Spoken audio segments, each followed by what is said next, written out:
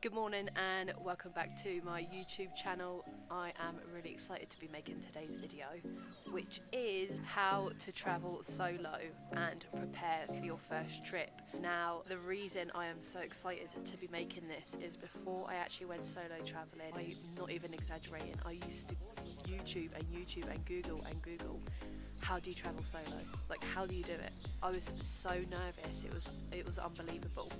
And so I'm excited to be making this video to hopefully be the help to someone that someone was to me 4 years ago. Hoping that you really enjoy this video, and if it's just one little thing that helps you take that solo trip, then I'll be absolutely buzzing. Mexican dog in the background going absolutely nuts. Do you mind? I'm trying to inspire people here. Okay. Cracking on. You always think, like, what's the first thing I need to do? Like, how do I actually do it? Sure, there's a step-by-step guide, and for me, I always narrow it down to the destination, because once you've got the destination, you can then research in the best time of the year to go, how long to go for, how much money do I need. Everything else kind of comes off the back end of that. Pick where you want to go. If you're a first-time backpacker and you want to stay within a budget, I really suggest Southeast Asia. South America, Europe is obviously a little bit more expensive, but Europe is good for first time backpackers as well. Next, you want to decide how long roughly are you going to go, because once you know how long you're going to go for, then you can put a budget in place. Let's just say you want to go to Southeast Asia for a month. You can then research into how much do I need for a month. You can then narrow it down to a daily budget. Me personally, I suggest a minimum of £30 a day if you're going somewhere in Southeast Asia. You're talking Thailand, Laos, Cambodia, Indonesia, Vietnam, them type of countries, okay? I always done it by a daily budget, and then you can estimate how many months that you want to go. Always over budget.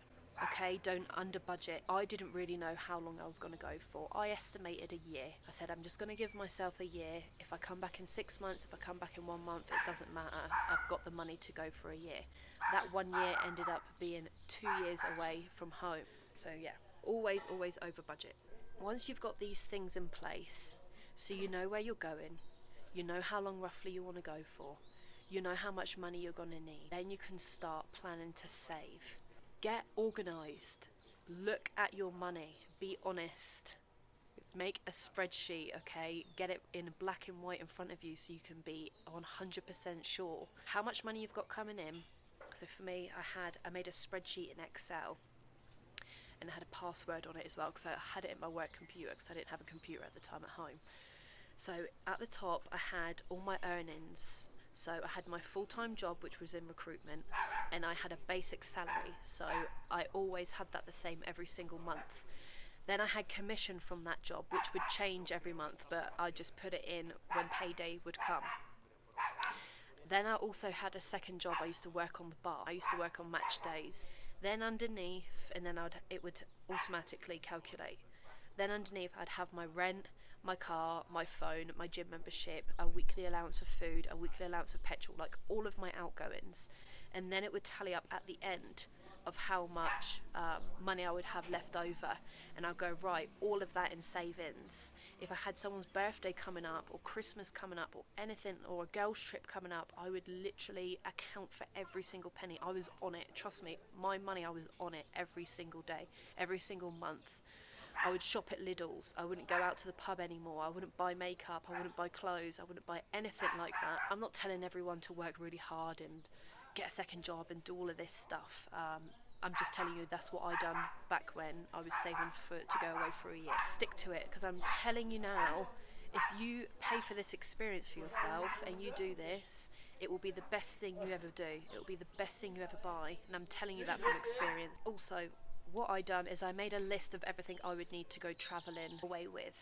For instance, I would need a backpack, I would then need adapters, I would need packing cubes, I would need bikinis. And I allowed myself money to go and buy a new wardrobe.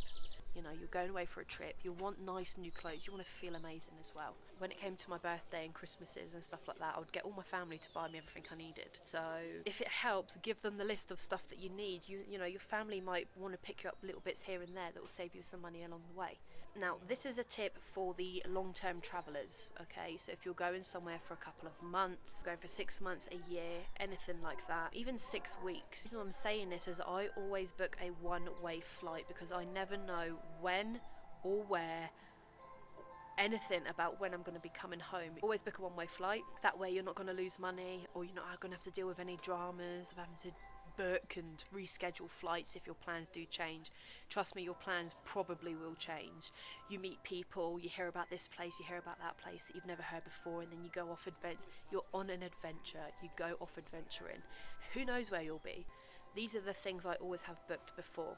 I have a one-way flight, I have my travel insurance, and I have 2, maximum 3 nights booked in a hostel. That is it. I have not got a single thing booked other than that. Let the adventure take you, okay? You're free. This is the whole point. You will never feel more freedom like this in your life. You're free to do whatever you want. This is how I learned it the hard way. I flew to the Philippines, right? It's my very first country. I had 30 days there. It was brilliant. At the end of the 30 days, I'm going to go to Vietnam because it's like the next closest country. So I booked my flight to Vietnam. 2 weeks into the Philippines, I'm like, I'm having the time of my life. I don't want to leave this country. It's absolutely amazing. I'm going to extend. So I extended my visa. I went to the immigration and everything. I can't even remember how much money I paid, but I paid money for like another month in the Philippines. I was like, that's okay, I'll just see if I can reschedule my flight in Vietnam. It ends up getting to like a week and a half later, I start feeling a little bit like, I fancy a pad thai. I fancy a Chang beer. Do you know what? I want to be, for Christmas, in Thailand. I'm going to go to Thailand. So not only did I waste money on the visa extension, but I also wasted money on Vietnam because I actually wanted to go to Thailand for Christmas, which I did do, and I had the time of my life there. I ended up doing a month in Thailand. So just try not to book anything too much in advance. I book like 1 or 2 days before. Not all the time, most of the time. One tip you must do before booking your flight is check all of the entry requirements to the countries you think or you are gonna go to. Most of the countries will give you a VOA, which is a visa upon arrival. On arrival. People don't think that this is a visa. They think, oh, I don't need a visa, I can get into that country for free. Yes, you can get into that country for free, but it is still a visa, okay? Check your visa requirements because you may have to go and get a visa for a certain country. Sometimes you have to go for interviews and things like this. It depends where you're from, what passport you have, where you're going, how long you're going to go for, what your intentions are in that country, okay? It's all different. Please look into visa requirements beforehand. Once all these things start coming together and you start getting more plans in and thinking that, you know, this is where I'm going to go and this is how long for and I've got this much money and I can save this and I can save that. The biggest step, now you're probably already nervous, and if you are nervous, don't worry, that's absolutely normal, okay? You'll probably be nervous and scared until you put your seatbelt on the flight. That is for me anyway, I'm shitting myself, okay? The hardest bit is actually booking the flight because that is action. That is the biggest of action that you're going to take. Apart from going to the airport, you've calmed down a little bit since then. But for me, booking the flight is like kind of set in stone. All of these things beforehand, it's just research, it's just thoughts. You're not actually doing anything, you're not committing to anything. Once you commit to that flight, that is when you think, oh shit, this is actually happening. My biggest bit of advice for you is book the flight sooner rather than later because you will find excuses not to go. I found excuses not to go. I kept delaying and delaying and delaying and delaying and delaying. I was like, oh, I don't want to miss summer with my friends. I'm just going to have summer here with my friends. You know, it's my friend's birthday. My brother's 21st birthday. I was like, I can't miss that. I kept giving excuses and excuses and excuses. Get the flight booked, okay? Pick a date and stick to it and just book the bloody flight because otherwise you will never get on the flight. My brother's birthday was the 18th of November. I flew on the 19th of November. I'm excited to give this tip because this was the life changer for me. I remember being so nervous and I was like, how am I going to get out of these nerves? And I joined this group on Facebook, which by the way, I know Facebook is not a thing now, but join it that it's really good for groups. Join like a solo female traveller group or something and you'll be so blown away by the support that the ladies give you in there. This one particular lady, I remember it, it was around March 2018.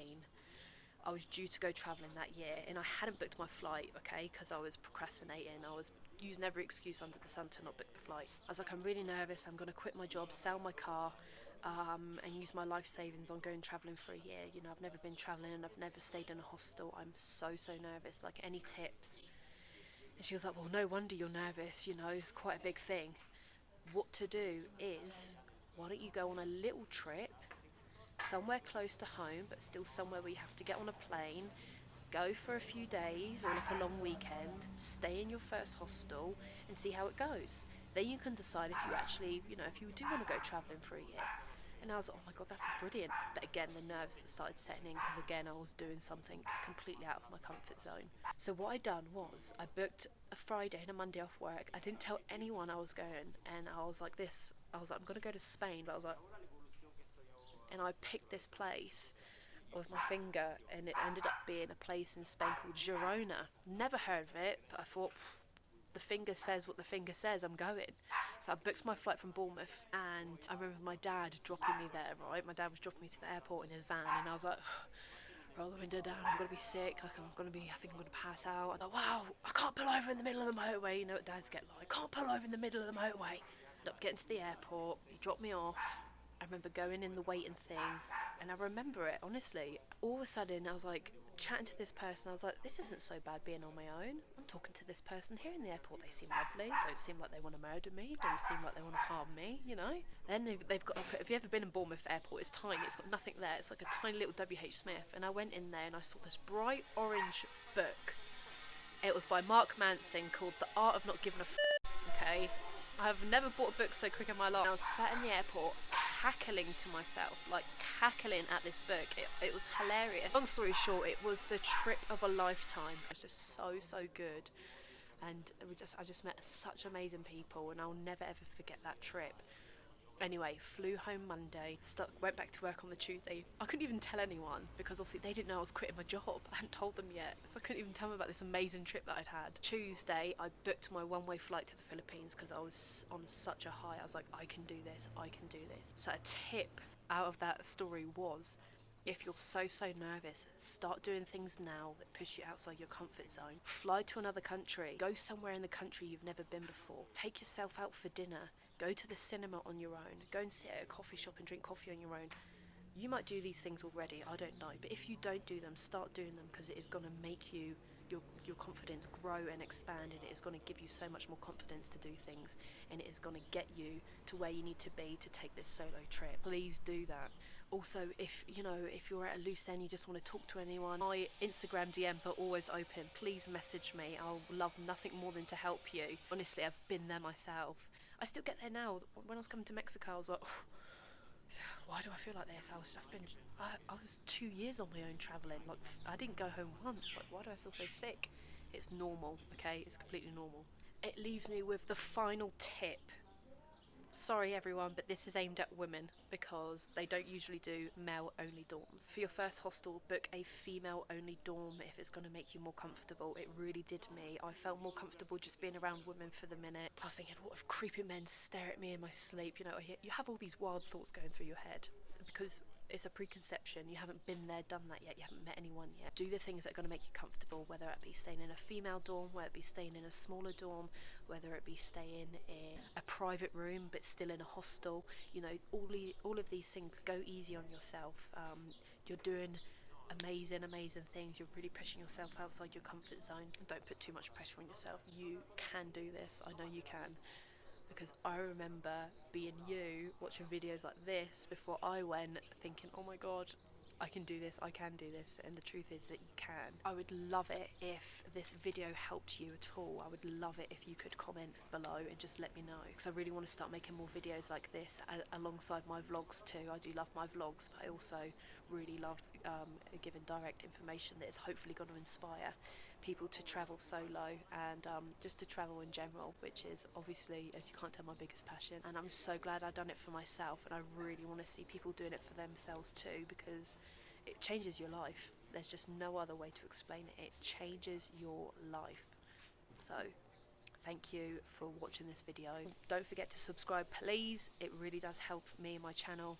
And yeah, have a lovely day, have a beautiful day, and let me know if you take a small short trip before your long-term solo trip. I would love to see it.